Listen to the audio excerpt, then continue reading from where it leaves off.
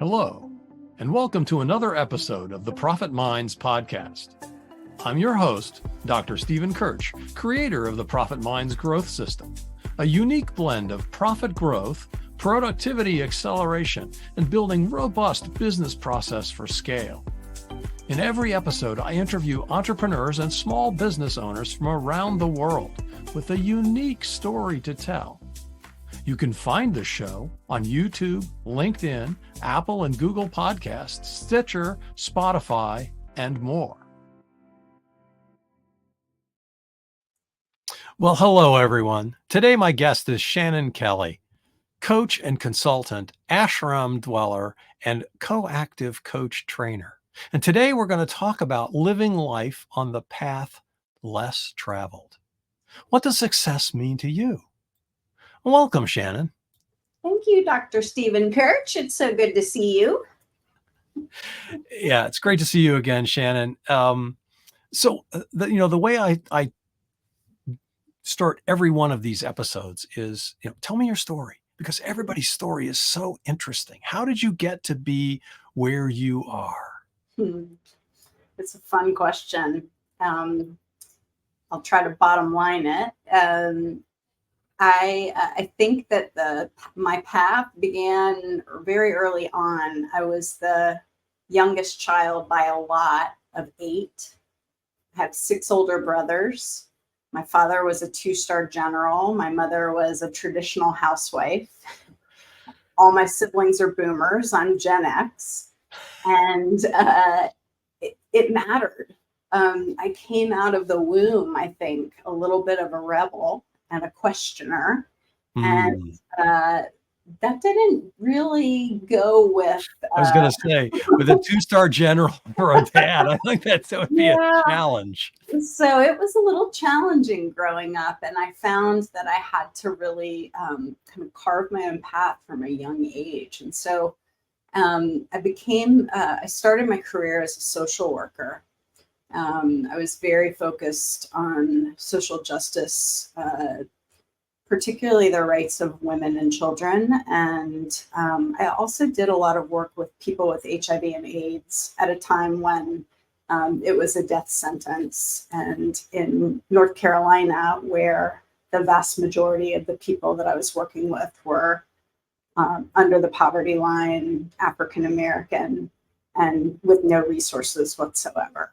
And so I started my career as a bit of an activist, and with a longing for equality for people, with a longing for people to understand that to love thy neighbor, so the problem with working in that field is that the risk of burnout is very high. And so I wound up in nonprofit management after getting my master's in social work. I was doing nonprofit management, and I was also in private practice as a therapist. And I was really challenged by the leadership, often structures of organizations.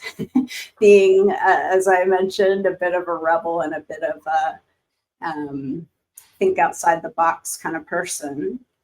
And one day in 2007, I was in Boston, where I'd been since getting my master's 10 years before. And someone donated coaching to our organization. And so I got 3 sessions with a coach.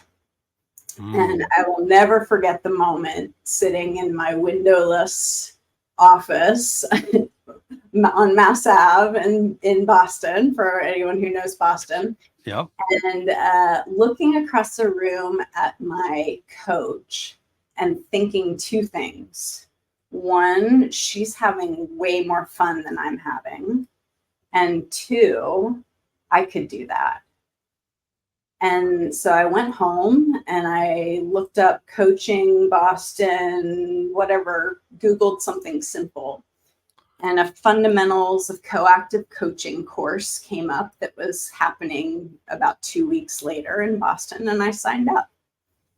And I walked into that room, and before the end of the first break, I was like, this is where I belong. And by the end of the first day, I was like, I'm going to teach this stuff someday. And it took me a while, but over the years, I built a coaching business, a consulting business. I work with solopreneurs and conscious leaders, both in nonprofit and for-profit. And for the last 10 years, I've been teaching for the Coactive Training Institute. So So that statement of your first day, I'm going to teach this someday. It came true. It did, with quite a bit of work and a couple of failed auditions. So once I knew what my path was, it took me a while. I'm a late bloomer and in many ways. But once I knew, and I went for it. Yeah. So that's a little bit about me. What brought me to the Bay Area, when I was 14, I went to visit my brother who was living in Berkeley. And I said to myself when I was 14, I'm going to live here someday. So I didn't make it to Berkeley, but here I am in beautiful Sonoma, California. So. Yeah, that's wonderful. So talk to me a little bit about the path less traveled and ashram. You're living in an ashram? I do. So I have the best life ever, at least for me. Now, see, this I think is the path less traveled theme. I've always been weird, Steve. I've never longed for a traditional life. And from a very young age, I knew that I wouldn't have children, for example. And I never quite knew what would make me happy as far as a living environment. I loved living in the city until I didn't. And I got really focused on work. I was married, and to a pretty non-traditional guy, and we're very non-traditionally best friends still. But I just knew that there was something that it was missing. And in 2009, I did a year-long leadership program. And weirdly, unexpectedly, and totally, honestly, not wanting it, I had a pretty profound spiritual awakening. Again, not expecting it, not seeking it, but it was unmistakable. And so then the focus of my path shifted pretty radically. And I started on a spiritual search. And not knowing what that meant, having grown up Catholic, having rebelled against Catholicism, having had a not great experience in Catholic school. You're not alone in that, but yeah, I know. So I went on that search. I had begun to establish myself in my work. But this other sort of unwanted doorway opened, and I walked through it.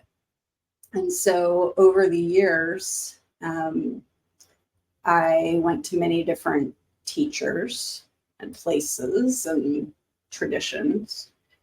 And in 2015, I was out in California for work, and I Googled something like yoga retreat Bay Area. And I saw that there was an ashram in Sonoma. And my first response was to kind of roll my eye. Like, there's an ashram in Sonoma. You can find anything in California, but yes. Yeah. But, what I was imagining, was a little, at the same time, I had done yoga for years and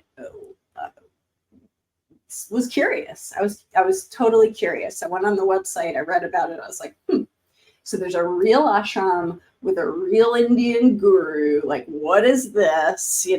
So I showed up pretty guarded and, skeptical, which is a good thing, I think. And what I found was this sweet little slice of heaven with kind people, mostly from the East Coast, like me, and a teacher who led by example. And I came back many times over the years from Boston to just come and stay. It was a place where I could come and just be quiet. I could just dig in the garden. I could talk to people, or I didn't have to talk to people. The scale was really small. It's just a beautiful place to come and rest.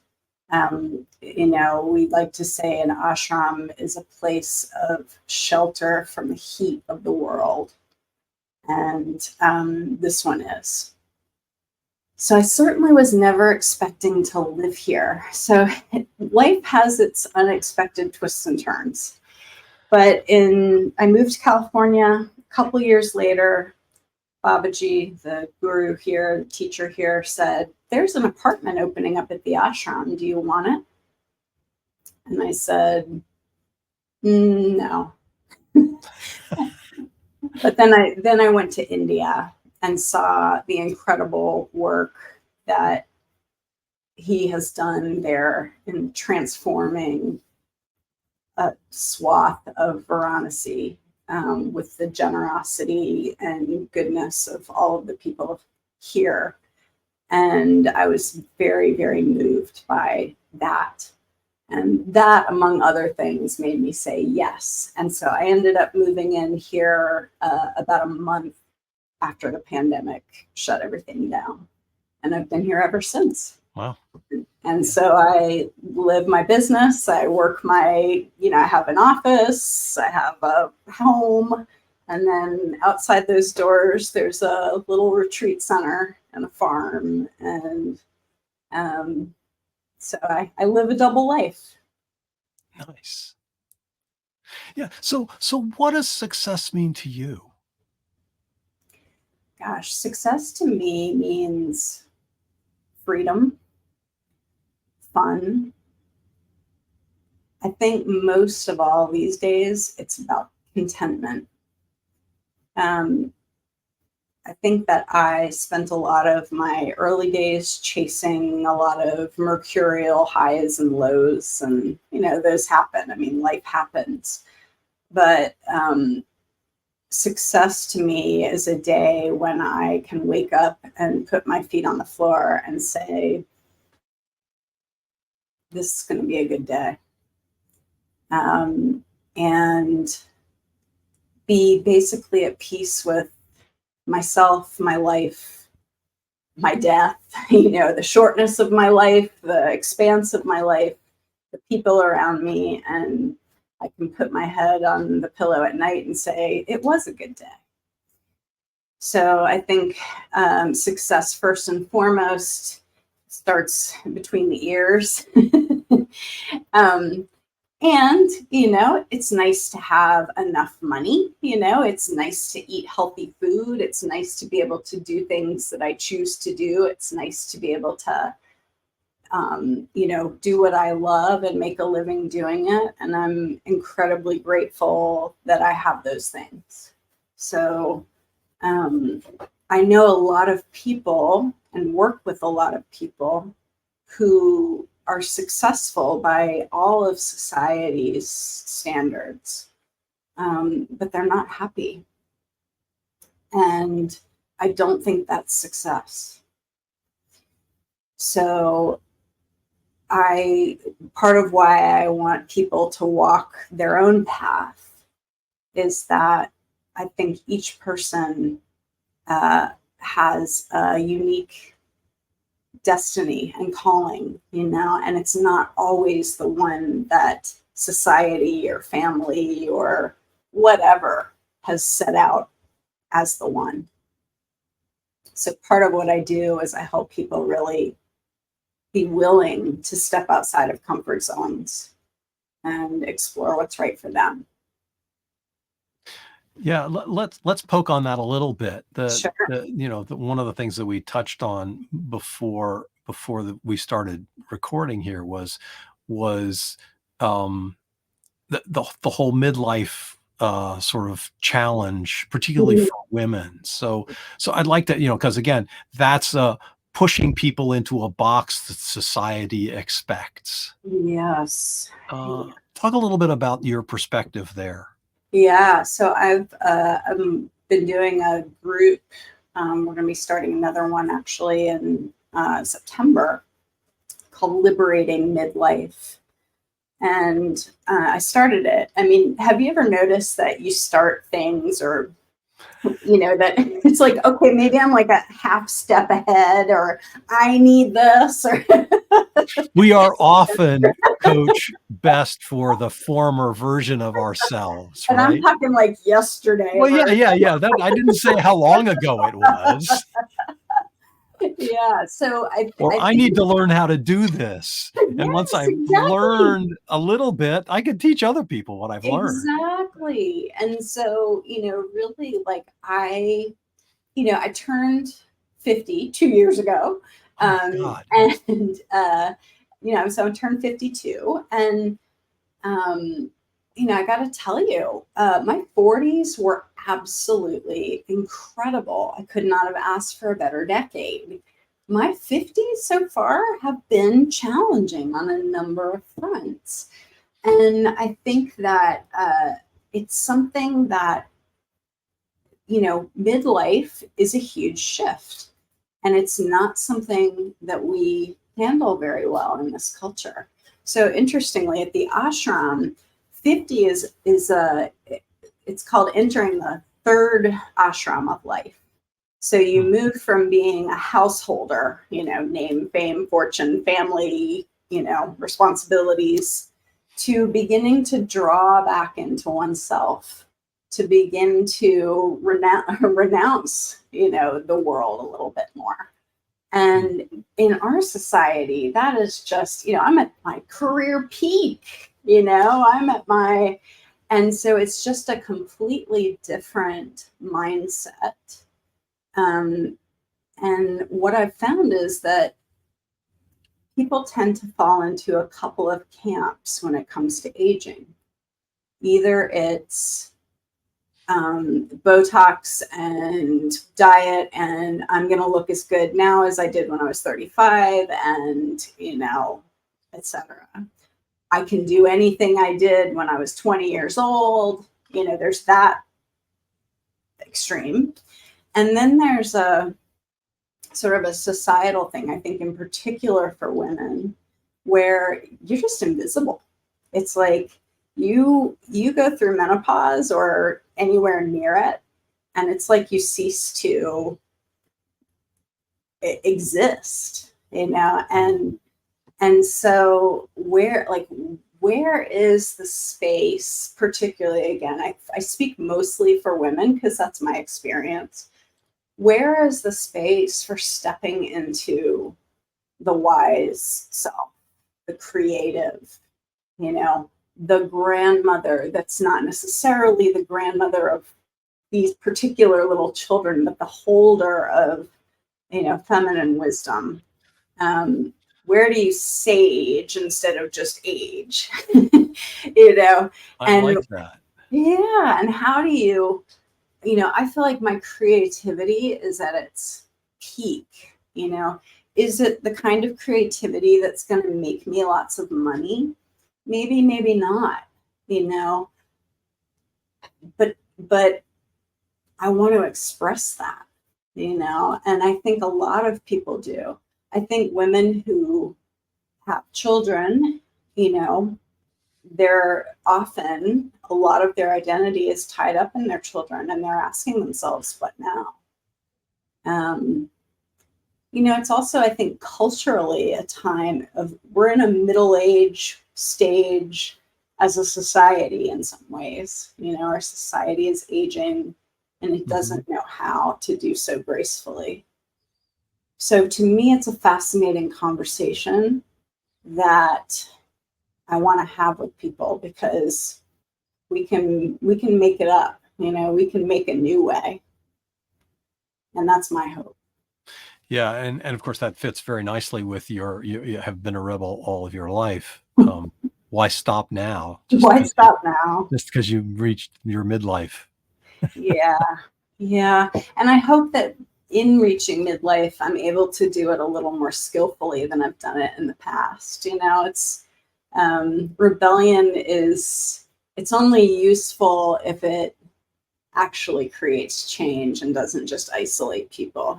So I think one of the things that I love in terms of working with people is helping them understand their impact, because people who are out of the box thinkers, rebels, creatives, don't always understand how they come off.